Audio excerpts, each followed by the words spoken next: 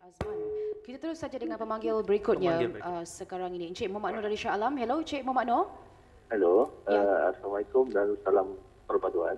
Waalaikumsalam. Teruskan.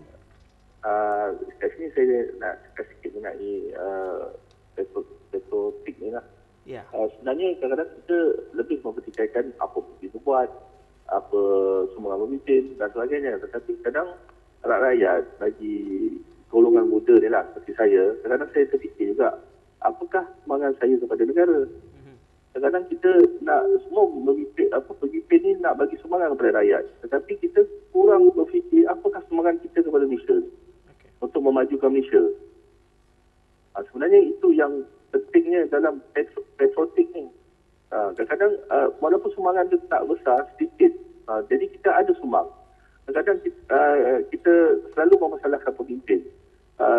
Pada zaman Rasulullah dulu, sahabat pernah bertanya kepada Rasulullah lah, kita macam mana yang kita ingin sokong ataupun yang kita dipatuhi. Rasulullah menjawab bahawa pemimpin yang kita perlu ikuti adalah pemimpin yang tidak melanggar peraturan agama Islam ni.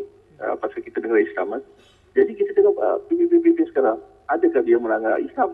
Apa yang kita nak buat? Beragama semuanya bebas. Kalau orang India nak beragama, orang Cina, orang Islam, semua bebas. Jadi kalau kita tengok kita dah merdeka selama 55 tahun ni, negara Malaysia ni terus maju.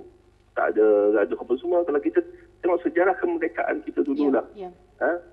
Zaman Tengku Abdul Rahman dulu, negara-negara jiran seperti Indonesia, Pakistan pun semua, dia kata negara Malaysia ni pengecut. Tak ada melumpahkan darah. Baik, terima kasih. Sebab kita melalui ketekan dengan perundingan. Tetapi kita tengok apa jadi sekarang ni. Kita lebih makmur. Kita boleh satukan tiga bangsa ni dalam satu umum. Okey, terima kasih Encik Muhammad Noor. Kita dapat poinnya. Di Facebook juga telah banyak yang telah berikan komen.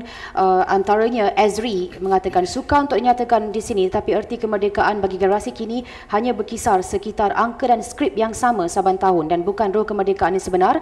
Bagaimana jika semua pihak duduk semeja bersatu dalam soal yang satu ini? Kita pernah melihat semua pihak bersatu sebenarnya untuk membincangkan soal patriotisme seperti ini. Saya dengan pengalaman yang luas sebelum ini. Ya, tanya dengan saya masih muda. Mungkin untuk ditanya dengan generasi yang lebih awal melihat dan menyaksikan kesemuanya. Menarik kalau sebelum saya beralih kepada sebelah kanan saya ini, Cik Azman menyebutkan walaupun indeksnya Datuk Azman menggambarkan bahawa kita kaitkan perpaduan dan patriotisme kerana perpaduan itu syarat utama untuk kita menyanggupi menggalas patriotisme itu. Encik Azman seperti kebanyakan ramai yang lain menganggap bahawa perpaduan tidak utuh dan itu bertentangan dengan gambaran indeks yang disebutkan oleh Datuk seketika tadi. Saya nak beza antara persepsi dan realiti, Datuk. Ya, itulah. Satu lagi indeks, Global Peace Index yang berpekalan di Sydney, Australia juga menunjukkan kita di tahap yang ke-20 antara 158 negara di dunia. So dari segi keamanan, kesejahteraannya, ya. Tapi saya nak kongsi sikit pengalaman saya sebab saya dah lama di Jabatan Perpaduan, 35 tahun. Saya perhatikan bahawa saya katakan isu hari ini memang betul. Di Malaysia kita mempunyai banyak masalah dengan isu perpaduan. Tak boleh lagi. Ya?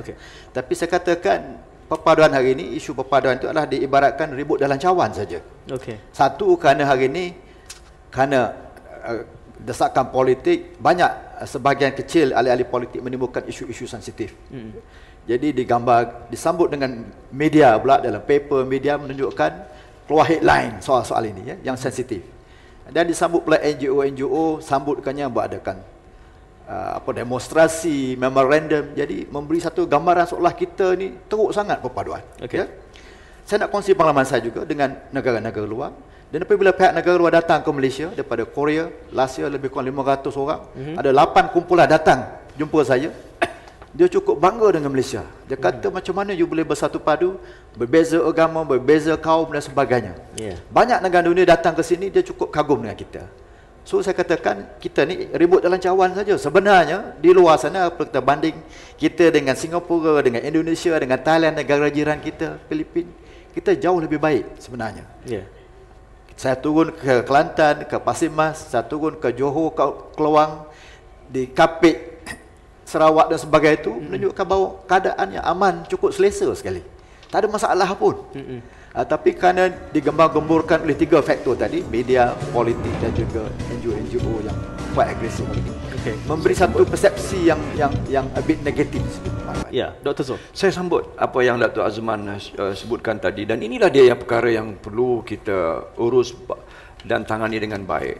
Kerana akhirnya adalah pemimpin politik negara yang mencetuskan dan menyebut-nyebut dan mengungkit-ungkit, ya, kalau bagian-bagian politiknya dan pertentangan politiknya akan mencetuskan kembali 13 Mei, dan keseluruhan naratif seperti ini cukup negatif saya kira. Ya, cerita-cerita seperti ini kalau boleh kita mau padamkan dan kita tanam habis. The devil ataupun hantu 13 Mei sudah berlalu dengan politik baru. Oleh kerana itu saya sangat bersetuju dengan Dato' Azman. Sebenarnya dalam persoalan perpaduan ini kita akan dapat bersatu tatkala kesemuanya dalam apa jua aliran politik dan konviksi politik, keyakinan politik, ya, yang pentingnya kesemuanya mempertahankan keutuhan negara. Daripada situ, ya, persaingan itu nampaknya getir, nampaknya sengit, tetapi sebenar-benarnya saling mau berlumba, ya, untuk memberikan khidmat dan memberikan sumbangannya kepada negara. Ini patriotismenya. Dan jangan ketika itu berlaku kita tengok bagaimana politik untuk mencetuskan rasa takut ini, saya kira paling tidak bertanggungjawab. Sebab sebenarnya merdeka ni, Tuan Syed, ya, merdeka ni sebenarnya adalah sebenar-benarnya ditarifkan sebagai kemerdekaan daripada segala bentuk ketakutan dan perhambaan sesama manusia. Doktor bersetuju analogi ribut dalam cawan itu? Saya boleh bersetuju. Sebab apa? Pada akhirnya, selama ianya dilakukan dalam kerangka untuk mencari kebaikan, let there be managing of dissent, dia kata, mengurus segala kepelbagaian, perbezaan dan pandangan yang begitu diverging pun tidak apa. Selama ianya diatur dan disusun dan diurus dengan apa yang dikatakan sebagai managing of dissent, itu dia politik sebenarnya. Politik is about managing of dissent. Ya, di sinilah kita akan dapat lihat kematangan politik yang Dato' Azman sebut tadi. Sebenarnya saya boleh bersetuju itu. Selama tak ada orang yang menyebutkan ini kalau berlaku macam ni 13 Mei, kalau macam hanya itu adalah politik ketakutan yang tidak mengizinkan rakyat punya kemerdekaan minda, kejenihan jiwa dan kebersihan hati. Saya ingat ini perkara yang cukup penting. Saya memang setuju dengan Dr. Zulkifli. Dalam hal itu, politik tidak harus mewar-warkan perkara yang boleh mencetuskan sensitivity. Dan ribut dalam cawan itu akan jadi ribut benar, tsunami. Dia akan melempah keluar. Ya, melempah keluar. Kerana perkara ini adalah seperti yang dikatakan tadi, negara. Kestabilan ini selama 55 tahun telah membawa kepada kekayaan negara, pembangunan yang dicemburui di dunia, dan perpaduan yang dikatakan oleh Dato' Azman tadi, yang dipuji-puji oleh negara jiran. Tetapi intipatinya balik kepada konsep nasionalisme ni, patriotisme ni, bermula daripada ayah, bonda dan guru. Kalau sekiranya nilai-nilai ini disuburkan di peringkat rumah, institusi keluarga, maka di situlah ia akan dimanifestasi kepada negara. Kalau kebencian itu bermula dari rumah, dalam hal-hal seharian, maka di situlah akan ada nanah dan bisa yang boleh membawa punarana sehari nanti. Maka di situ kita kena jaga. So politik ini perlu disejahterakan demi negara, kerana ini akan diwar-warkan di peringkat dapur dan juga ruang tamu ketika ibu bapa balik ke rumah. Dan anak-anak muda pula yang terbawa dengan Twitter, Facebook ini akan turut berbicara di rumah. Dan ini pula akan menempiasi anak-anak muda kecil di sekolah. Dia akan bawa benda ni ke sekolah. Adakah itu perkara yang gagal dilakukan oleh ahli-ahli politik kita mungkin sekarang? Ini kalau boleh saya sambut sikit apa yang Datuk Divamani sebutkan tadi, ya. Kadang-kadang bukan hanya orang politik. Termasuk sekarang kali yang cukup mengejutkan adalah kalau seorang guru besar sekolah melakukan satu racial slur, satu perkataan yang cukup menghiris dan mencetuskan pertentangan kaum, saya rasa itu satu tidak bertanggungjawab. Kalau seorang guru, memang tambahan kalau seorang ketua guru dan seorang pengurus guru besar. Doktor tidak Dan melihat sering kali kita dengar dan ini perkara-perkara sudah berlaku. individu ini Jadi- menyebabkan isu. Ya. Itu Maka maksud kita saya. kena elakkan semua ni. Ya. Bukan only politik saja isu kan. Birokrat, pentadbir begitu, pentadbiran. birokrat pun begitu juga. Orang Kerja politik tu. lagi-lagi lah. Kita sudah punya undang-undang peruntukan sistem kawal selia yang sedia ada untuk mengawal perkara-perkara sebegini. Ia tidak memadai. Pada akhirnya ia kembali kepada kebersihan ya jiwa dan minda untuk memastikan politik murni. Datuk Azman sebut politik bersih. Ya. Politik murni, politik bersih itu Bertanggungjawab. Maksud saya begini. bertanggungjawab untuk betul. Maksud saya begini, 450,000 guru di Malaysia, Yeah. seorang guru melakukan itu. Betul. Dan kita Selalunya mengangkat begitu. itu sebagai masalah So dalam kita kena matangkan perkara yang Cik kecil. Sai, Ya. kita kena matangkan rakyat bahawa aksi seorang ya Berkali-kali boleh. janganlah kerana titik senila rosak susu sebelanga.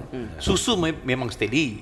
Jangan kita ambil Nila titik merosakkan. Ya. So susu jangan kita pula sebelanga. war-warkan.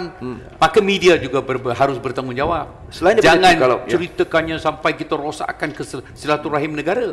Maka ini perlu. Maka setiap orang perlu bertanggungjawab. Kita alih daripada politik tu. Jangan kita hanya fikir politician saja. Ya. Baik, kita fikir Saya kepada pergi kepada NGO, kepada NGO saya sambut cikgu. Datuk di bawah ni pada NGO. Ya. NGO juga bertanggungjawab. NGO adalah the third wave, the third way, the third force. Kalau NGO tidak bertanggungjawab, saya tidak mau sebutlah nama-nama itu. Sama ada Perkasa ke, sama ada Jati ke, tak payahlah saya sebut. Oh, tidak sebut nama. Sudah sebut juga. Tak payahlah saya Saya sebut. mau live. Tak payah saya sebut. Strategi yang baik, doktor. Tidak mau menyebut tapi disebut juga. Oleh kerana itu, kalau mereka juga bertanggungjawab, yang melahirkan satu suasana yang dalam persaingan-persaingan dan pertentangan-pertentangan ideologi dan politik dan advocacy policy itu, mereka bertanggungjawab tidak mencetuskan pertentangan kaum dan agama. Kerana kita sudah sebenarnya menyaksikan satu racial and religious divide dengan izin semakin getir sebenarnya mutakhir ini. Jadi bukan saja politician, NGO juga. Bukan saja NGO, guru-guru juga. Bukan saja guru. Setiap lapisan masyarakat. Setiap stakeholder, Baik. semua Doktor, bertanggungjawab. izinkan saya mencelah sikit. Kita ada pemanggil. Kita ada pemanggil. Kita beri laluan per pemanggil dulu, Datuk. Okey.